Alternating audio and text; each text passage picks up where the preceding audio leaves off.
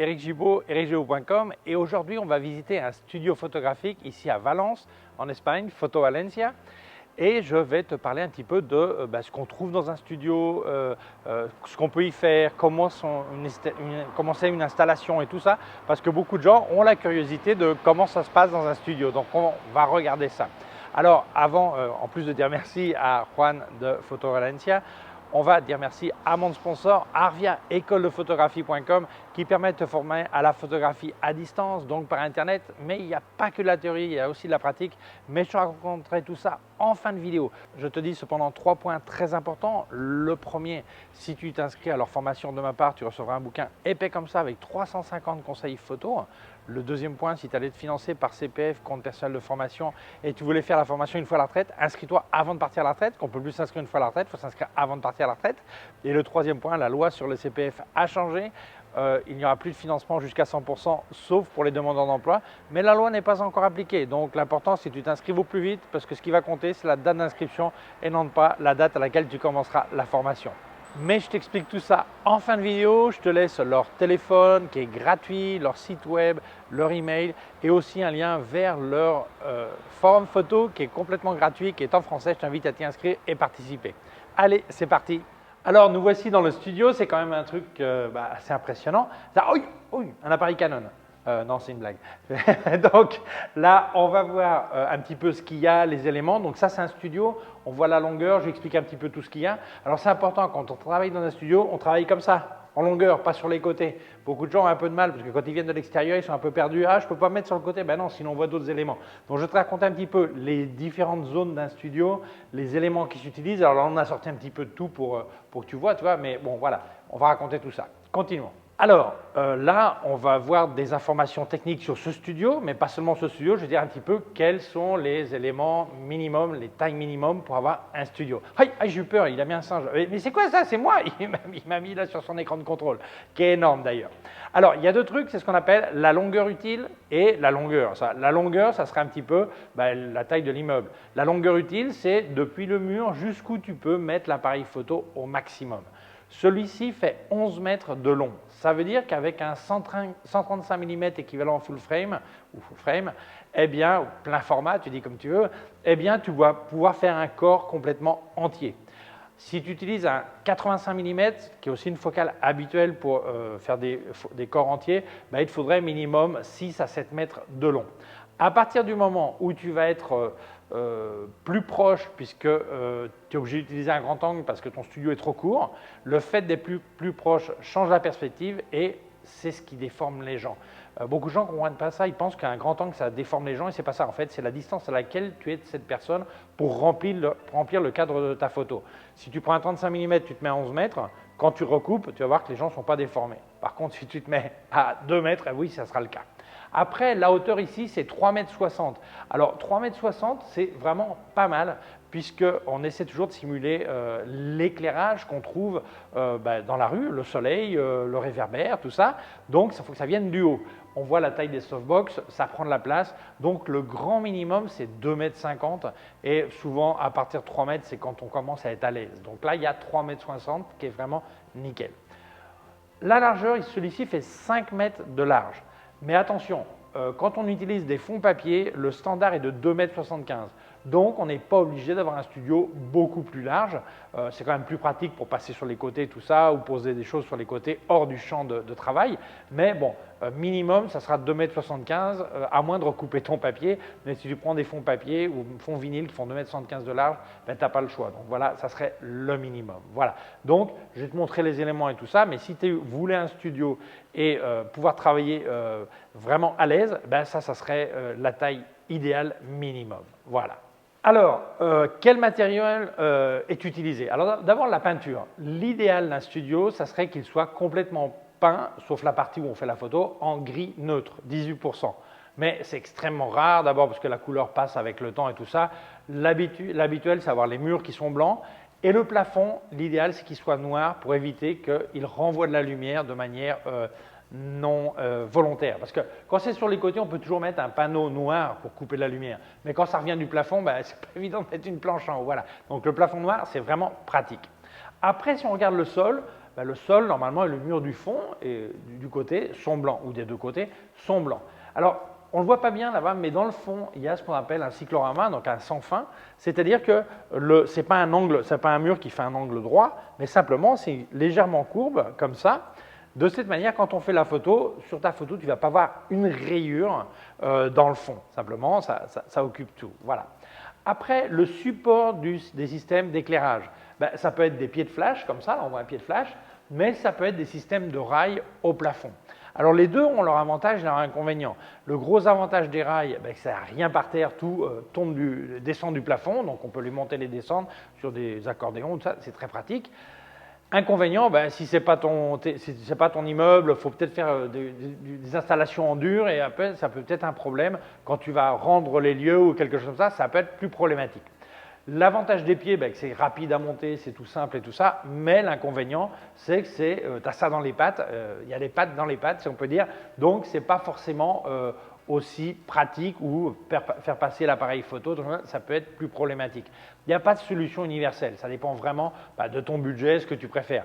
Mais voilà, donc ça serait vraiment la base et il ne faut pas oublier que toute la partie qui est blanche est peinte régulièrement puisqu'on marche dessus, donc ça finit toujours par se salir. Donc il est très habituel qu'un studio peigne très souvent l'espace. C'est pour ça qu'il faut essayer de faire attention, pas piétiner n'importe où, même avoir des petits chaussons, ça peut être pratique. Voilà. Alors, si jamais tu voulais me filer un coup de main et que tu allais acheter du matos chez Digitphoto, eh bien, ça serait vraiment sympa. Comme à l'écran, là où ça marque code créateur, tu marques Gibo, ça me file une petite aide. Si tu as un code promo, il y a une case à côté qui marque code promo, tu peux le mettre là, c'est complètement compatible. D'ailleurs, sur mes réseaux sociaux, je partage souvent les promotions qu'ils ont en indiquant le code promo. Donc, si tu me suis, Facebook, Instagram, Telegram, la partie communauté de YouTube, tu as vu les codes. Voilà, je te remercie énormément parce que ça m'aide vraiment. On va parler des fonds. Alors là, comme je t'expliquais, le fond, là, c'est le mur qui est peint en blanc, mais on peut mettre d'autres fonds. D'ailleurs, Juan, il a mis là un fond avec une texture, mais il y a aussi les fonds qu'on peut accrocher au plafond ou au mur et les descendre. Pourquoi? Parce que peut-être tu ne peux pas faire un cyclorama dans la maison où tu habites ou le local où tu habites ou que tu loues parce qu'ils sont en train de faire, c'est en dur, donc c'est compliqué. Donc, il y a la possibilité d'avoir des fonds en papier qui sont déroulés depuis le plafond, depuis le mur, et qui vont jusqu'au sol, sur le sol. Alors, il existe de toutes les couleurs. Ça peut être beaucoup mieux qu'un fond en papier. Si tu as utilisé le papier que de temps en temps, c'est pas trop grave. Mais si tu l'utilises souvent, eh bien, il se tache et le papier, on ne peut pas le laver, donc il faut le couper et le jeter. Ça revient très cher. Ce studio, quand il utilisait que des fonds en papier, ils utilisaient plusieurs rouleaux par semaine. Tandis que là, tu peux avoir un fond en vinyle qui est lavable. Tu peux marcher dessus. Ça dure vraiment plusieurs années. Donc, si c'est quelque chose dont tu as besoin, c'est recommandable d'avoir du fond vinyle plutôt que papier. Et quand tu vas loin, un studio, c'est important de le savoir. Parce qu'en général, quand il y a un fond vinyle, ils ne te font pas payer extra pour l'utilisation.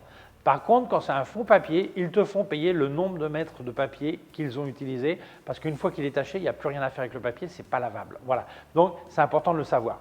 Après, il y a des studios qui ont plein de couleurs, d'autres qui en ont moins. Ça dépend vraiment. Alors, souvent, il y a des gens qui disent « Est-ce que tu as un fond gris ?»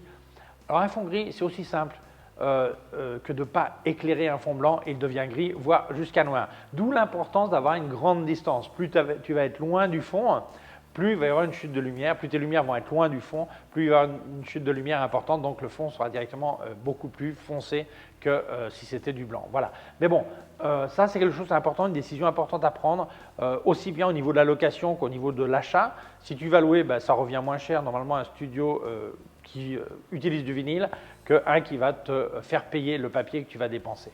Alors, je suis passé à la zone de combat, si on peut dire comme ça. Je n'ai pas les mêmes vêtements parce que hier j'ai enregistré, je n'étais pas content de comment j'avais expliqué, donc aujourd'hui j'enregistre à nouveau.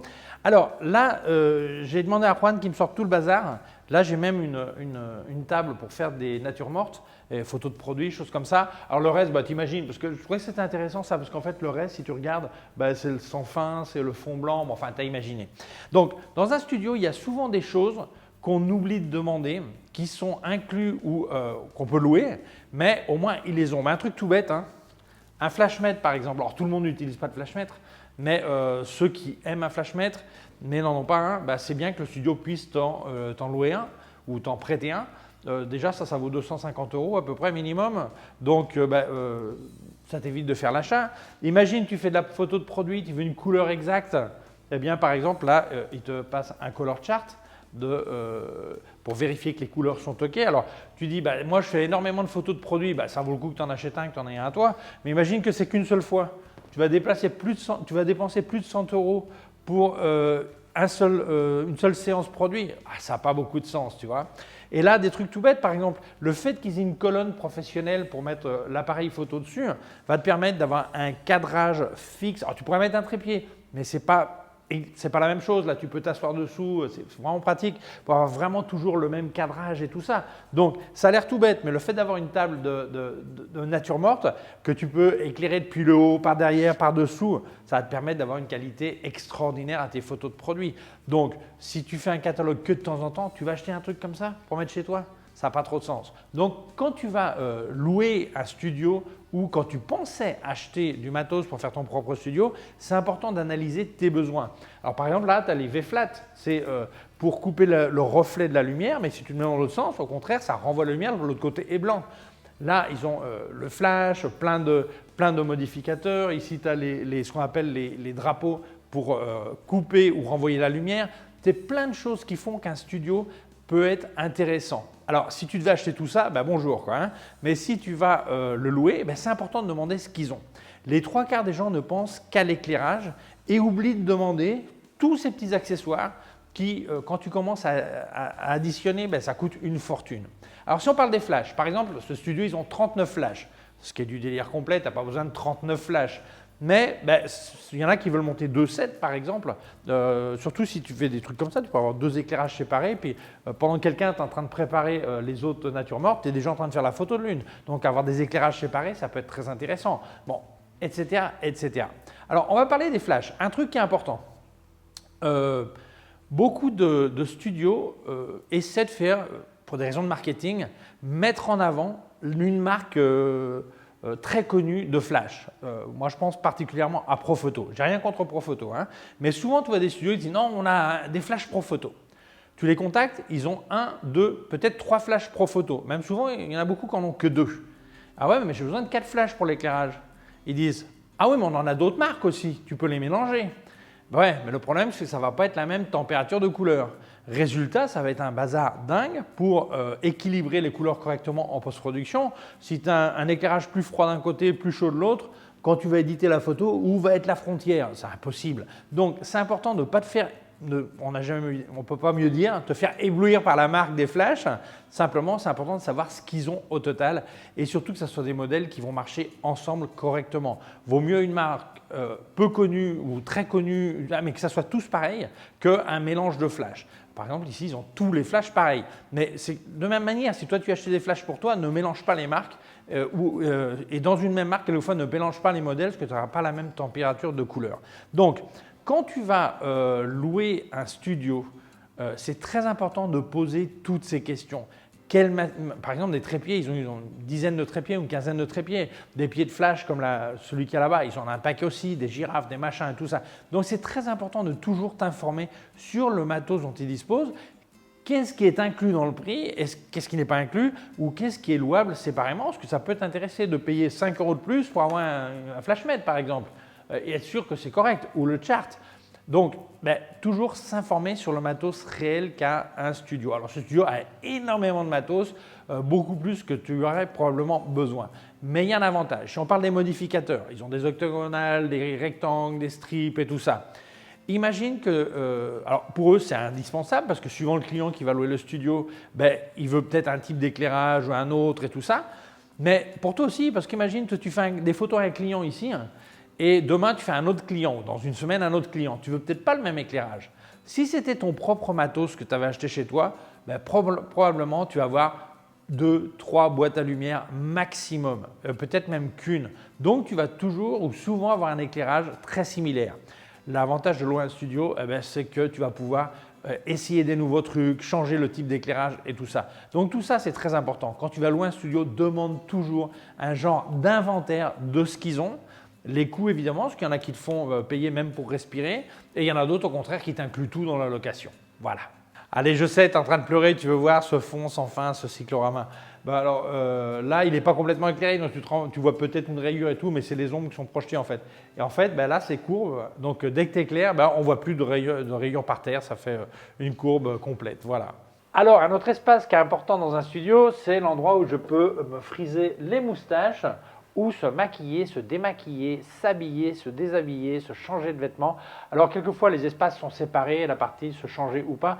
L'important, c'est qu'il y ait une certaine intimité, puisque, bah oui, c'est pas, le photographe n'est pas là pour te regarder ou les accompagnants.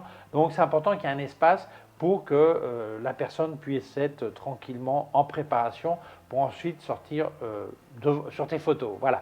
Alors, un autre élément qui apparaît sur les photos, ce qu'on appelle l'atresso ou les props ou les accessoires, par exemple le tabouret où je suis assis, ou le petit fauteuil qui est là, ce genre de choses, c'est important qu'il y en ait, mais attention, attention. Si tu vas dans un studio et tout le monde utilise le même fauteuil, eh bien sur tes photos, il y a le même fauteuil que sur les photos de ton concurrent ou des autres. Donc, quelquefois, c'est bien, mais d'autres fois, c'est presque mieux d'amener ton propre tabouret ou au moins des tissus pour couvrir celui qu'ils ont, pour donner un autre look, pour éviter que tes photos, cette partie semble est clairement venue du même studio qu'un autre photographe. Et je te conseille aussi de voir avec le studio, demander si eux, ils les changent de temps en temps, puisqu'il y a des studios qui, tous les 2 mois, 3 mois, 1 an, 6 mois, ils ont des nouveaux éléments de décoration et tout ça. Mais je te conseille toujours, si tu peux, d'amener quelques éléments de décoration à toi. Mais n'oublie pas, l'espace intimité est très important. Alors souvent, quand on parle louer un studio, on pense le matos de base. Mais il y a des gens, quelquefois, qui arrivent par la porte du studio avec un trépied sous le bras, ou un truc, un élément, tout ça. Et en fait, là, il y a des trépieds, par exemple. Il faut demander avant. Ou quelquefois, il y a des gens qui disent je ne vais pas louer parce que je voulais faire des photos de produits, il me faut un objectif macro, j'en ai pas. Demande. Par exemple, Juan, lui qui a du matos Canon, il le loue aussi. Donc, il y en a qui n'ont pas, si tu n'as pas du Canon, c'est un problème. Mais il y a des gens, il pourrait louer l'appareil aussi. Donc, il y a beaucoup de studios qui ont du matos photographique à louer. Donc, c'est important de demander aussi parce que c'est quand même moins cher de payer 20-30 € extra pour une location de matos que d'avoir acheté un objectif à 2000 € ou un appareil à 2000 €. Donc, c'est des choses qui sont importantes à savoir aussi. Après, tu as l'espace travail, par exemple, il y a 3 ordinateurs ici. Imagine que tu as loué toute la journée et avant de repartir, tu veux t'assurer que tout est bien ou durant la journée, vérifier que tout est bien sur ton Lightroom et tout ça. Eh bien, si tu n'as pas un ordinateur portable, tu ne vas pas apporter ton énorme ordinateur sous le bras. Donc là, tu peux connecter ta carte, la carte SD ou carte mémoire, décharger, télécharger, vérifier que tout va bien et tout ça. Donc, c'est aussi ça. Ou alors tu as loué toute la journée et tu as vraiment énormément de boulot à faire et tu sais que chaque minute perdue, ça va faire que tu n'auras pas le temps de tout faire aujourd'hui et demain, le ou la modèle ne sera plus là, donc ça sera un problème. Ou demain, simplement, il fallait que tu rendes le truc à ton client et tu n'auras pas le temps. C'est pour ça qu'il y a aussi un frigo, il y a de l'eau, il y a une cafetière et tout ça, pour éviter de prendre un café, sortir prendre un café et tout ça, tu as tout ça sur place. Donc, c'est des choses qui ont l'air toutes bêtes, les gens n'y pensent pas souvent, mais ça aide vraiment quand tu loues un studio qui a aussi ce genre d'installation qui va te permettre de gagner du temps, de la productivité et d'être vraiment plus à l'aise au moment de travailler. Voilà. Un truc important, ça c'est un studio photo. Il y a des gens qui veulent faire de la vidéo. Et la vidéo, normalement, il y a aussi du son. Alors, si tu vas mettre de la musique dessus, ce n'est pas un problème. Mais il ne faut pas oublier que quand tu vas louer un studio, renseigne-toi s'il y a le bruit de la route, le bruit des voisins. Peut-être que les ventilateurs font du bruit. Là, il y a un petit peu de bruit des ventilateurs, mais dans ce genre de vidéo, ce n'est pas un problème. Mais imagine, c'est un truc vraiment spécial et tout ça. C'est pour ça que c'est toujours intéressant d'aller avant voir le studio, où il y a beaucoup de gens, quand le son est vraiment important, eh bien, suivant ce qu'ils vont faire, quelquefois, ils enregistrent en fait une vidéo dans un studio d'enregistrement de son et non pas dans un studio pensé photo. Voilà. Mais voilà, c'est une petite information qu'il ne faut pas oublier suivant ce que tu vas faire. Alors, cette vidéo pourrait durer encore plus longtemps parce que ce studio a énormément de trucs que je n'ai pas montré, des accessoires, des espaces et tout ça.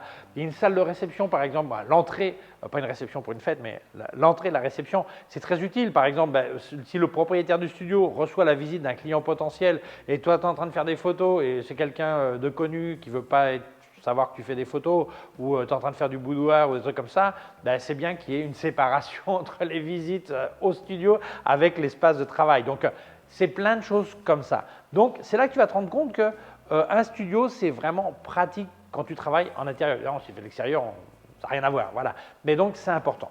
Alors, le rêve d'énormément de gens qui commencent la photographie, c'est un jour d'avoir leur studio. Moi aussi, j'ai eu ce rêve. J'ai d'ailleurs eu 2 studios et je les ai fermés. Pourquoi? Parce qu'un studio, pour qu'il soit rentable, il faut l'utiliser 8 heures par jour. Sauf si vraiment c'est un espace qui n'a rien à faire et tu as de l'argent en plus pour ton matos et tout ça. Mais sinon, il faut vraiment l'utiliser. Parce que sinon, si tu ne l'exploites pas, ton studio, sauf si tu l'as monté chez toi, et bon, ce n'est pas un problème, mais dans l'ensemble, c'est un espace qu'il faut utiliser parce qu'il est vraiment très cher. Donc, c'est très rare qu'un photographe professionnel soit 8 heures par jour en train de faire des photos dans son studio. Donc, souvent, c'est beaucoup plus rentable de louer un studio. Dans mon cas, puisque je voyage, ça me permet d'avoir un studio dans pratiquement n'importe quelle ville, parce qu'il y a en général un studio dans chaque ville. Bon, pas toujours, mais grande ville en tout cas, il y a des studios ou pas trop loin de ta ville, il y a un studio quelque part. Donc, ça te permet de ne pas avoir un gros investissement à faire. En plus, si tu as plusieurs studios dans la même ville, ça te permet de changer et d'en essayer d'autres. Après, bon, c'est important de prévoir, planifier ta location studio aussi, puisque souvent, certains sont vraiment surbookés. Donc, c'est important de prévoir à l'avance quand et tout ça, demander les prix et tout ça, être sûr du temps dont tu as besoin, pas louer 2 heures et après avoir besoin de 4, parce que ça se trouve, les 2 heures suivantes, elles sont déjà louées, tout ça. Donc, informe-toi bien. Mais tu vois que c'est beaucoup, beaucoup plus économique que de louer, que d'avoir ton propre studio en général. Et au niveau matos, c'est la même chose parce qu'il y a beaucoup plus de choses disponibles que si tu devais acheter tout ça chez toi ou le transporter. Voilà. Donc, je remercie énormément Photo Valencia, Juan, de m'avoir permis de filmer son studio. J'ai filmé qu'une partie, ce qui a vraiment beaucoup, beaucoup de choses. Mais avant de dire au revoir, on va remercier mon sponsor Arvia, écoledephotographie.com, qui permet de te former à la photographie à distance, par Internet, mais il n'y a pas que la théorie à faire, il y a aussi des exercices pratiques que tu vas monter sur la plateforme et que des professeurs diplômés en photographie vont te corriger. D'ailleurs, tu as une réunion une fois par semaine, virtuelle évidemment, où ils te disent ce qui est bien, ce qui ne va pas, ce qui pourrait être mieux, t'encouragent, te motivent et tout ça. Alors, il y a plusieurs types de formations, depuis devenir amateur averti jusqu'à pro avec un bac pro. La formation que tu choisis, ça peut durer entre 8 et 12 mois, suivant celle que tu choisis. Voilà. Tu vas passer 10-12 heures par semaine. Alors, certains passent 8, certains passent 15. Ça dépend de l'avancement du cours, de tes connaissances au départ et tout ça. Mais moi, ce que je te conseille, c'est de parler avec eux pour qu'ils t'orientent vers la formation la plus apte à ce que tu veux faire, connaître, apprendre. Tu diront aussi les tarifs, c'est eux qui en parlent. Mais, parce que ça dépend des formations, moi je ne connais même pas lesquelles, mais ce que je peux dire, c'est au niveau de du financement. Alors le financement, il y a plusieurs manières. Ce qu'on appelle l'autofinancement, ça fait très élégant comme mot, c'est-à-dire de ta poche. Ça peut être aussi, si tu es demandeur d'emploi, Pôle emploi, quelquefois, finance certaines formations. Et après, tu as le célèbre CPF, compte personnel de formation. Chaque année travaillée, tu as un petit pécule qui s'accumule et un jour, tu peux l'utiliser pour de la formation, que ce soit pour une profession, un loisir, voilà. Donc, quand tu utilises ce pécule, tu vas pouvoir financer ta formation. Cependant, si tu voulais te former une fois à la retraite, important, inscris-toi avant de partir parce que par CPF, on ne peut plus s'inscrire une fois à la retraite. Par contre, on peut faire la formation à laquelle tu t'étais inscrit avant de partir à la retraite, premier point. Deuxième point, la loi sur le CPF a changé, mais elle n'est pas encore appliquée. Quand elle sera appliquée, il n'y aura plus de financement jusqu'à 100%, sauf pour les demandeurs d'emploi. Donc, inscris-toi au plus vite. Ça serait dommage de pouvoir avoir un financement à 100% et ne pas en profiter parce que tu t'es inscrit une fois la loi appliquée. Mais tu peux t'inscrire maintenant et faire la formation une fois la loi appliquée. L'important, c'est la date d'inscription. Et troisième point, si tu t'inscris de ma part, tu recevras un bouquin épais comme ça avec 350 conseils photos. Donc, je te conseille de les contacter, le email, le téléphone qui est gratuit, la page web est en description. Je te laisse aussi un lien vers leur forum photo qui est en français, qui est complètement gratuit. Je t'invite à t'y inscrire et y participer. Eh bien voilà, merci Arvia d'avoir sponsorisé ma vidéo, merci à toi de l'avoir vue. Si tu penses qu'elle peut intéresser d'autres personnes, je t'invite à la partager sur les réseaux sociaux. Si tu ne l'as pas encore fait, je t'invite à t'abonner à ma chaîne YouTube. Il y a un petit bouton par là et une clochette. Si tu appuies sur la clochette, tu recevras un avis quand je monte une nouvelle vidéo. Mon site web ericjuo.com, erigiou.com/fr pour la version française. Mes cours de photographie en vidéo, erigiou.com/fr/cours en ligne. Si tu as une quelconque question, tu peux laisser un commentaire dessous. Je te laisse aussi des liens de mon matos chez Digit Photo. Alors, n'oublie pas, hein, ce serait vraiment sympa, comme à l'écran, là où ça marque code créateur, tu marques Gibourg. Si tu as un code promo, tu le mets dans la case code promo, c'est complètement compatible. Je te remercie énormément, ça m'aide vraiment. Je te laisse aussi des liens de tout ce que j'ai testé de KF Concept, Sandmark et les Flash Westcott, d'autres liens affiliés et aussi un lien vers mon compte PayPal au cas où tu veux faire un don. Merci beaucoup, prends soin de toi et à très bientôt. Ciao!